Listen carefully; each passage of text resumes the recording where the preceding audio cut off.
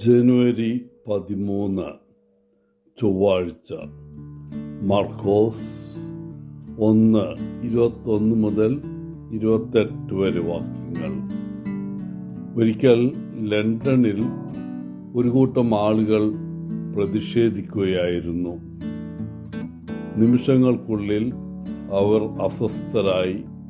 പിരിമുറുക്കം വർദ്ധിച്ചു. ഒരു ബലൂൺ അതിൻ്റെ ശേഷിക്കപ്പുറം വികസിക്കുന്നത് പോലെയായിരുന്നു അത്. സ്ഫോടനത്തിനായി പോലീസ് കാത്തുനിന്നു.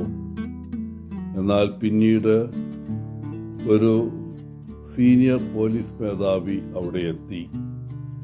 തിളച്ചുമറിയുന്ന ജനക്കൂട്ടത്തിലേക്ക് അദ്ദേഹം പതുക്കെ നടന്നു. പ്രതിഷേധക്കാരുടെ ആദ്യ നിരയിലെത്തിയപ്പോൾ അവർ നിശബ്ദരായി മാറി നിന്നു. അദ്ദേഹം ജനക്കൂട്ടത്തിനിടയിലൂടെ യാതൊരു ഉപദ്രവമേൽക്കാതെ നടന്നു. അമിതമായി നീട്ടിയ ബലൂണിൽ നിന്ന് വായു പുറത്തുവിടുന്നത് പോലെയായിരുന്നു ആ മേധാവിയുടെ പ്രവൃത്തി. പിന്നീട് ഒരാൾ അദ്ദേഹത്തോട് ചോദിച്ചു, "നിങ്ങൾക്ക് ഭയമുണ്ടായില്ലേ?" "ഇല്ല," മേധാവി മറുപടി പറഞ്ഞു. "ഞാൻ രാജാവിനെയാണ് പ്രതിനിധീകരിക്കുന്നത്." അവർക്കത് അറിയാമായിരുന്നു. ദുഷ്ടാത്മാക്കളിൽ യേശുവിന് സമാനമായ സ്വാധീനമുണ്ടായിരുന്നു. അവൻ തൻ്റെ സ്വർഗീയ പിതാവിനെ പ്രതിനിധീകരിച്ചു. എല്ലാ ദുഷ്ടാത്മാക്കൾക്കും അത് വ്യക്തമായി അറിയാമായിരുന്നു. ഇന്നത്തെ സുവിശേഷം പറയുന്നത് യേശുവിൻ്റെ പഠിപ്പിക്കലുകൾ കേട്ട് ആളുകൾ അത്ഭുതപ്പെട്ടു എന്നാണ്. കാരണം അവൻ അധികാരത്തോടെ അവരെ പഠിപ്പിച്ചു. യേശുവിൻ്റെ അധികാരത്തെയും ദുർഭൂതങ്ങളുടെ മേലുള്ള അവൻ്റെ ശക്തിയെയും ഇന്നത്തെ സുവിശേഷം ചിത്രീകരിക്കുന്നു. എന്നാൽ ആ ശക്തിയുടെ ദാനം ആധിപത്യമില്ലാതെ രോഗശാന്തി സേവനത്തിൽ എങ്ങനെ പ്രകടിപ്പിക്കാമെന്ന് യേശു വ്യക്തമാക്കി. ദുഷ്ടശക്തികളെ പുറത്താക്കുമ്പോൾ പോരാട്ടങ്ങൾക്കിടയിലും മറ്റുള്ളവർക്ക് നന്മ ചെയ്യാനുള്ള നമ്മുടെ അധികാരത്തിലൂടെ അത് പ്രകടിപ്പിക്കേണ്ടതുണ്ട്. അക്രമത്തിനും അധികാര ചൂഷണത്തിനും ഒരിക്കലും ഇടമുണ്ടാകരുത്.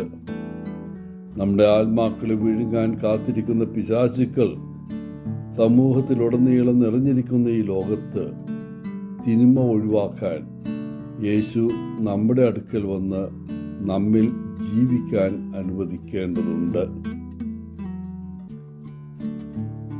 നമ്മുടെ സ്വന്തം ആത്മാവ് ദൈവത്തിൽ നിന്ന് അകന്നു പോകുന്ന ഒരു ചിത്രമാണ് ഈ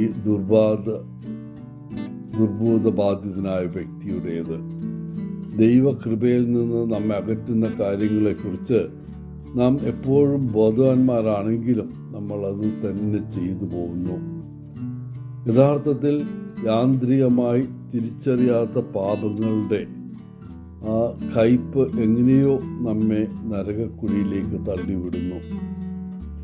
യേശു തൻ്റെ അധികാരത്തോടെ തൻ്റെ ശക്തി പ്രയോഗിക്കുകയും പിശാചിനോട് ആ വ്യക്തിയുടെ ശരീരത്തിൽ നിന്ന് ഉടനടി പുറത്തു കടക്കാൻ പറയുകയും ചെയ്തതിൻ്റെ കാരണം അതാണ്. പ്രിയപ്പെട്ടവരെ, യേശുവിനെ ക്രിസ്തുവായി നമ്മൾ യഥാർത്ഥത്തിൽ തിരിച്ചറിയുന്നുണ്ടോ? ഇന്നത്തെ സുവിശേഷത്തിൽ പറയുന്നത് പോലെ അത്ര നാടകീയമായ രീതിയിലല്ലെങ്കിലും യേശു നമ്മുടെ ജീവിതത്തിൽ പ്രവർത്തിക്കുന്നു. നമ്മൾ കാണുന്നില്ലെങ്കിലും യേശു നമ്മെ സുഖപ്പെടുത്തുന്നു. നമുക്ക് ആവശ്യമുള്ള എല്ലാം നൽകി യേശു നമ്മെ അനുഗ്രഹിക്കുന്നു. ഇന്ന് നമ്മുടെ ഈ ദിവസം കടന്നു പോകുമ്പോൾ നമുക്ക് യേശുവിനെ കണ്ടെത്താൻ ഇടവരട്ടെ. കാരണം അവിടുന്ന് നമ്മോടൊപ്പം എപ്പോഴുമുണ്ട്. എല്ലാവർക്കും നല്ലൊരു ദിനം ആശംസിച്ചുകൊണ്ട് ഒത്തിരി സ്നേഹത്തോടെ പോളച്ചൻ CSSR ഫ്രം കേരള.